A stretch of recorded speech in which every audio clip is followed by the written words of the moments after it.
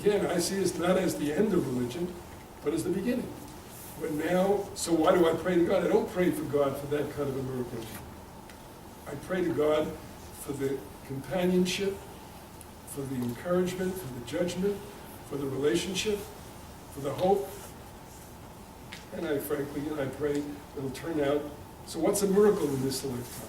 So my answer again, the miracle is God's tools, human minds, God-like minds. Take natural order, chemistry, molecules, genes, things that God has built into the universe, and using their God-given, God-like mind, grasp that you can use this chemistry to change this gene, which then in turn will cure or stop this particular. It's a miracle. And given the odds, it's a real miracle. But that's the miracle. And that's the miracle you're supposed to be praying for. And the miracle that somehow if I make the right mezuzah, and if I have it exactly right, or protect from terrorism, is I think maybe it's second era, maybe it's first era, but it no longer operates. And you have to grow up, and that's what God said, please grow up. And having said that, I say to myself, but if I was a parent and the truck was bearing down on my child, would I not step in? So why didn't God break that commitment, that responsibility, make that exception? I have no explanation. As I said, there was a long period of time when I was furious and could not move past that. I have no explanation, no accounting for it. When resurrection comes, maybe I'll say, well, that's my answer. We have resurrection, so it's all back, so okay. But until that happens, I'm not going to accept that. So I have no explanation. But then why to say, so why don't you admit it's just a fantasy? But my answer is, I don't think so, on many levels. One level is obvious. As a Jew, in my covenant, we experience the encounter with God, and we live with it, and we experience messages, including this message of grow up. So my point of view is, if I got a message, you've got to go up to the next level, and this is the new rules, I may gag at the message because of this other, but sometimes kids don't want to grow up either. So again, I have no explanation, justification, but I think instinctively this is the correct understanding of the new relationship to God. I think it's a much purer, a much more profound form. Now I look back, if you see the message that way, I'm not letting God off the hook, that's a separate question. But I look back and say now, human responsibility. What if the Jewish people had understood this message in 1800 or 1700, and therefore gone back to Israel when they could have? What if in 1800, when Zionism started, the Jews had believed in they're fully responsible now, and instead of fighting Zionism, that this is against Messianism and it's wrong, accepted responsibility and gone back and built Israel, so that instead of 600,000 people in 1946, there would have been several million, and maybe a couple million less in Europe. What if human beings had met their responsibility? What if in 1933 the Germans had not panicked and voted for a tyrant who was going to punish the Jews because they were afraid they were going to lose everything they had in the recession? What if the Allies had stepped in 1935 when they had a right to remove Hitler from power? What if the Allies had taken in the Jewish refugees in 1938? What if in 1941 they warned the Germans, stop this? What if in 1941 the Poles had acted like the Bulgarians? Namely saying, you're not going to let you round up our fellow citizens, or like the Danes. And one could go the whole list. The whole catastrophic disaster of Holocaust is a colossal set of human failures, one after the other. I'm not letting God off the hook, but it seems to me we give a much clearer picture. This is what the third year is about, that human beings take power. The Jewish people woke up after the Holocaust, most of them took power to build Israel. And frankly, because we built Israel, there hasn't been another Holocaust, or a second, or a third, or fourth instead, when they could be and would be, if our enemies had their way. And Israel was strong enough to stop it. And one of the great struggles of Jewish life today is to learn how to exercise that power ethically. And bluntly, I think Israel has met extraordinarily high standards. And I think a lot of the criticism of Israel, particularly in the left, is because it doesn't understand the ethics of power and is not fully mature, responsible in judging the comparative risk of Israel or the comparative restraint. But be that as it may, my point is this is not a catastrophic situation because humans have taken power. And to me, that's the message of the third era, how do we take power? So let me actually just shift you back to something that you alluded to, but I think it's worth thinking about a little more closely. 3 times a day in this baby drosh, people say Shemona Esrei, the Amidah, which Chazal think of as the prayer, in which, at least according to the Pshat, the simple meaning of that text, we beseech and implore God to do all kinds of interventionist things. To Kavish Shofar Gadol Routine, right? Redeem us. Give us enough rain and sustenance. So my question is this: in the third era, as you understand it, either A, what should we be thinking about or meaning when we say those words? Or B, why do we keep saying those words? It's a good question, and of course, part of my answer to that is that we should be saying in the third era means when I say God heal me. What that means is that's a call upon me to become a doctor, to find the best doctor, to get a second opinion, I'm not joking, to make sure that there's the proper responsibility and care in every way, because there are 1,000 ways. Eat a better diet. You now know the extent to which the wrong diet is a major factor in obesity, in the heart, in 1,000 diseases. So those prayers, I mean that seriously. I believe God wants to and is working through human beings. And when we say those prayers, it's a prayer to God and to ourselves. It's a prayer to our fellow human beings to step up and do what God wants on God's behalf. And it's not because God is not capable. That is how God operates. Why is it a miracle that God flips a coin flips a switch so that the natural order changes behavior? Or God flips a switch, only in this case does not do it by force, but it's a human to act. I see this the same way. God is working through intermediaries, and that includes that I, as a person praying, I once heard this with Alman Schechter, it was 30, 40 years ago. Saying the Bergen of Muslim, God prepares food for all living creatures. That's the responsibility of me, and to make sure no one is hungry. Because God has prepared the food, now it turns out I have that capacity as humans to produce enough food for everybody. I also have the capacity to distribute it properly, and if I don't, I'm going to cause hunger. And that's what's going on in the world. So my first answer is, that's a prayer. Now, how is it addressed to God? I'll come back to that in a minute. Why is it addressed to God if it's to me? It's at least in part because I'm supposed to imitate God. I'm supposed to walk in God's ways. Secondly, I have to say too, and that's part of the reason I'm an Orthodox Jew, to the extent that I say those words literally, exact same words that were said second era, it's because I treasure them as a statement, because I see Judaism now as a covenant between the generations, not just between God and humans, between the generations, to keep going till we get to Tikkun Olam. Therefore, I feel every step along the way, it's what we've been Orthodox. Even the mitzvahs that I don't keep anymore, but I respect them. At one point in Jewish history, they expressed the right covenantal behavior. So George Vakabalska, I try to learn from it and apply it today in a different way. That reminds me, having said that, again, of the real weakness of Orthodoxy, the part that's really shameful. It's the failure, it's the insistence upon preserving everything, and I think preserving is a very legitimate role, but failing to articulate and do everything, meaning if we have a prayer like we have the prayers for the miracle of the Maccabees, that was a prayer written for the Maccabees, right?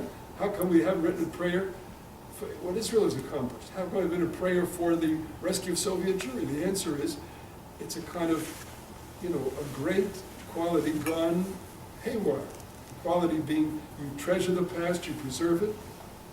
It's gone haywire. Instead of forgetting the other half, that you're supposed to experience your lifetime and your experiences, take them seriously.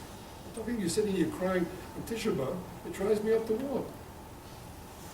First of all, it's a denial of the reality of Israel. Secondly, if you feel so broken hearted Israel, here's $500, go to El Al, and you can end the misery right now. What are you making a joke? You're making a joke of all those Jews who cried for 2,000 years because they couldn't get any back to Israel, and they wouldn't let them go back to Israel. So I feel this is the weakness of Orthodoxy. To me, what Orthodoxy is about is you treasure, preserve, and carry with you. It's like every person who gave, who contributed and who achieved along this way, I treasure. And every model that they apply, I treasure. But that's no excuse not to apply my models or to apply those models in a new way. And that's this flip side. So the answer, your prayer, honestly, is that I'd like to see additional prayers written. Prayers not of the weak, but of the strong. Most of the prayers are, I'm helpless, save me.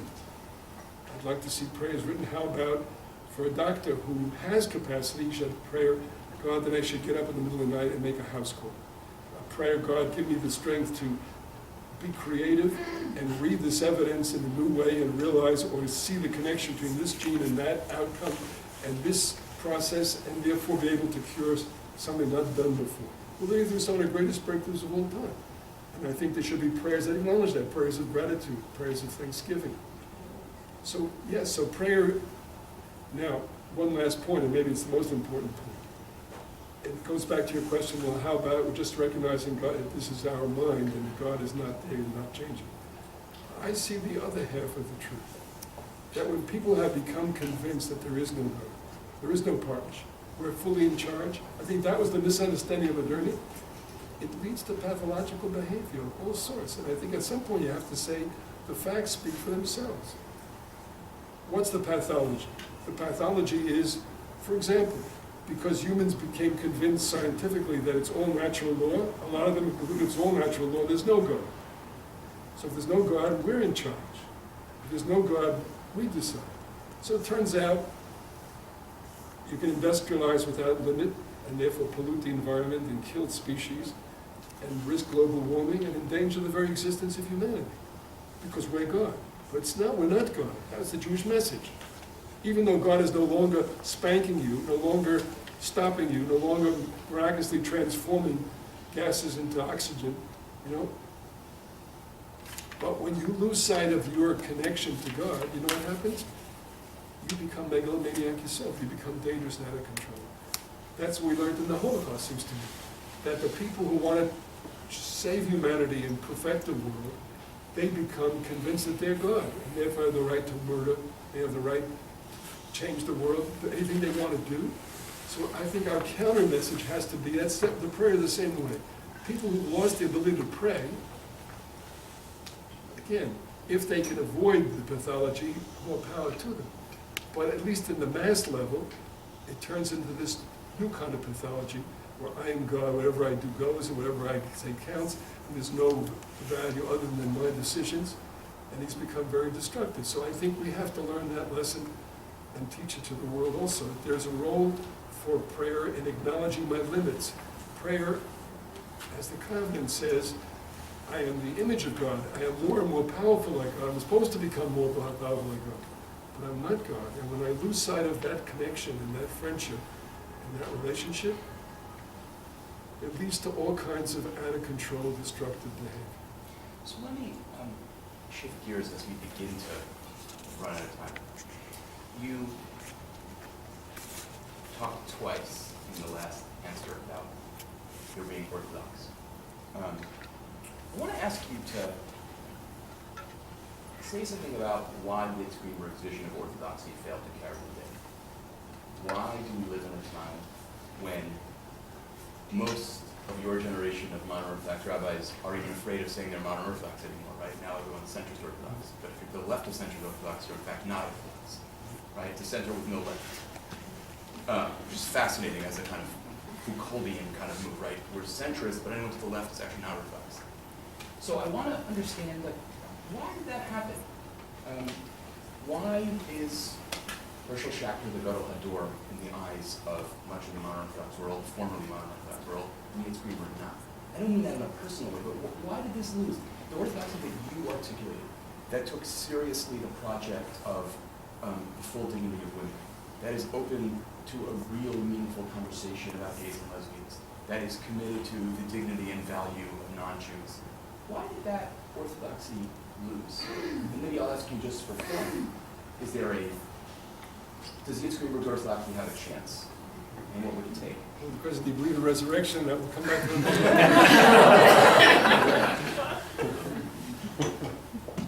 Well, of course, I have to say this. In general, the truth is, it's hard to grow up. The third stage is about humans' freedom. It's very scary freedom. It's very scary to take full responsibility. And the truth is, not just Orthodox Jews, but a lot of people panicked. A lot of people lost their grip and weren't ready to step up to this next level. I have to say, it's real. A lot of things could go wrong in this level. I acknowledge that. So in a certain sense, the answer is, it's not just in Yitz Greenberg Orthodoxy. Across the world, there's been a tremendous upsurge of fundamentalism, because people really got panicked. And I think this occurs in my first comment, what happened in Orthodoxy. Starting with the 60s, they panicked. No one expected. Modern Orthodoxy meant to be ready to open to learn from modernity, but they didn't understand the full challenge of modernity. Modernity had just begun. They didn't understand the full challenge of what does it mean to have women's equality. It's not just that they have, a sisterhood. That you have to deal with, what does it mean to have women in public space, in public square? What does it mean in terms of sexual ethic? How do you deal with that? So they were not ready.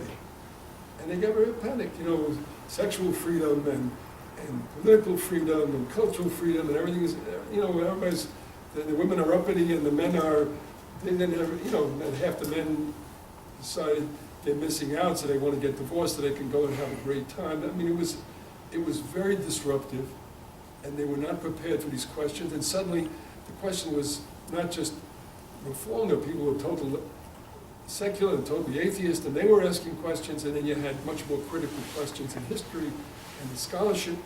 So instead of facing up to this, they panicked and they retreated. Well, to go back to the good old days, which is what fundamentalism is about. And in their heart of heart, it showed the weakness of the religious position too.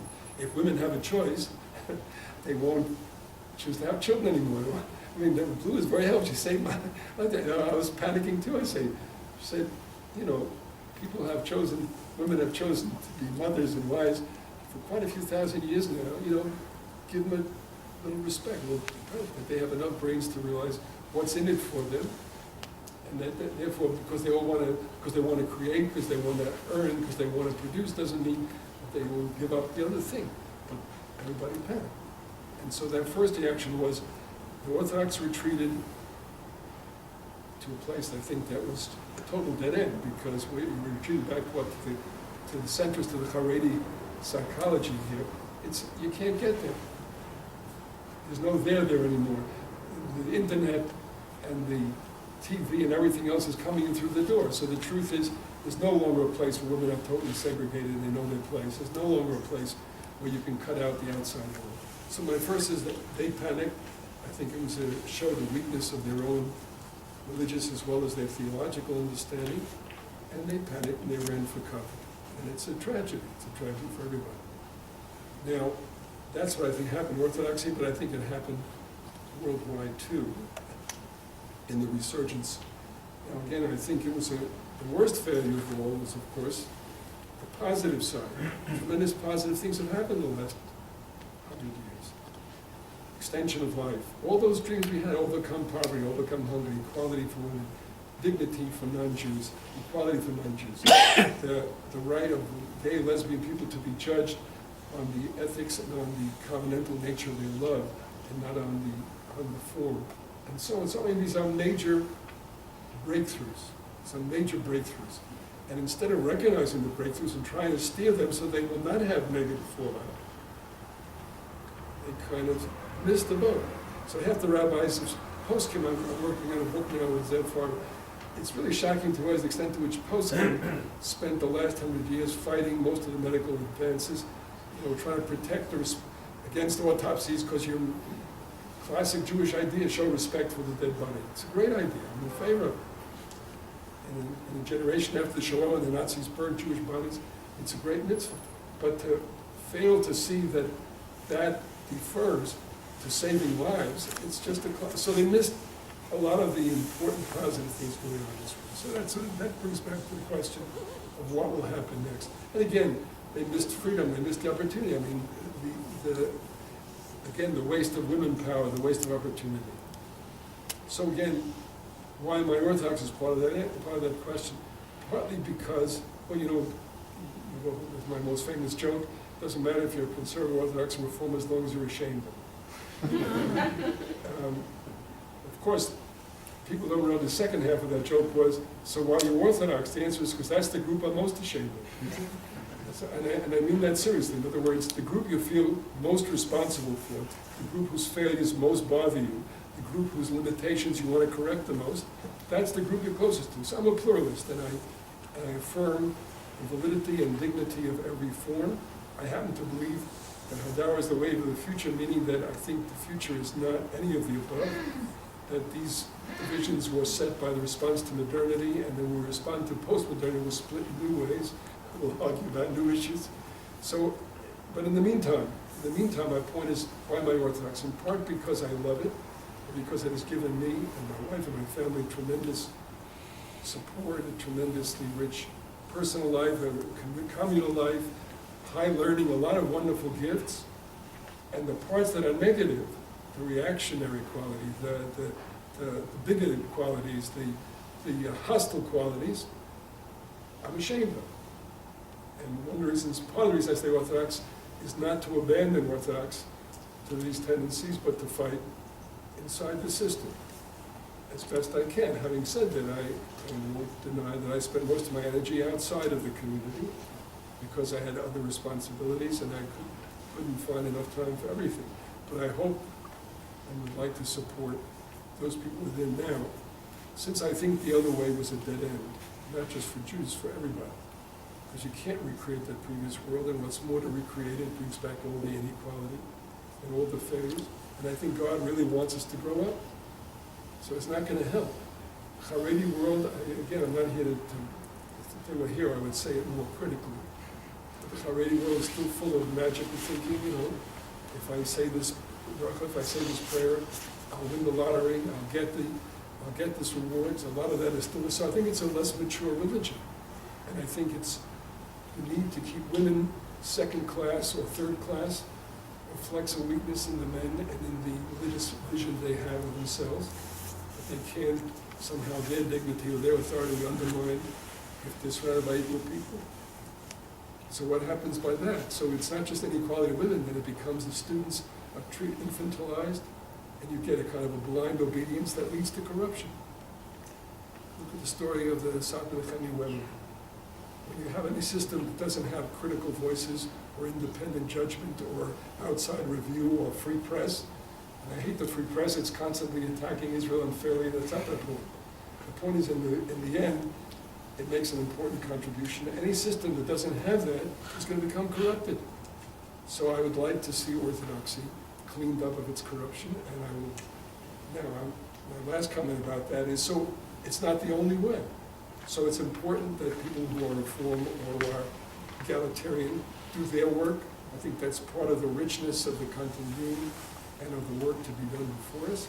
But I think there's an important role to be done within Orthodoxy. It still is a differentially the most influential denomination because of intensity, because of passion, because of a lot of reasons, because of respect to Jewish people for the tradition of the past, because they in fact do carry on a lot of things that should be carried on. For all those reasons. So my answer is I think it takes X amount of energy to renew it. I would like to get the rest of the Jewish people to invest in this renewal, like they invested in the Haredim through Eshet Torah, through Lubavitch, or through other forms. But now am I optimistic? Do I believe in resurrection? Well, of course I do believe in resurrection. That's part of it. But more important, both in Israel and America, there's now, you see clearly, the beginning of renewal. You see the beginning of people who are postmodern Orthodox Jews. When people ask me, what are you, I say, I'm post-modern Orthodox. Or sometimes I say I'm postmodern Orthodox. So again, either way, it's probably both. So my answer is, all of us should become postmodern, not just Orthodox. I think we have to move beyond the divisions of that period. And I'm optimistic. Optimistic in the face of the reality.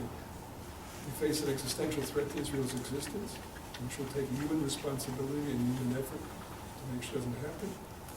We also face assimilation on a scale. It's not clear that any religion, any minority can stand up in such an open, welcoming, high-level culture. So it's a major challenge to do that without rejecting that culture. What's good about it? It's a major unfinished challenge. So, again, my answer is, I'm an optimist in the face, it's not easy to be an optimist, it's hard to be an optimist, in the face of recognizing that there are heavy odds and great struggles. But again, I don't think one should never underestimate either Jewish people or God. I think,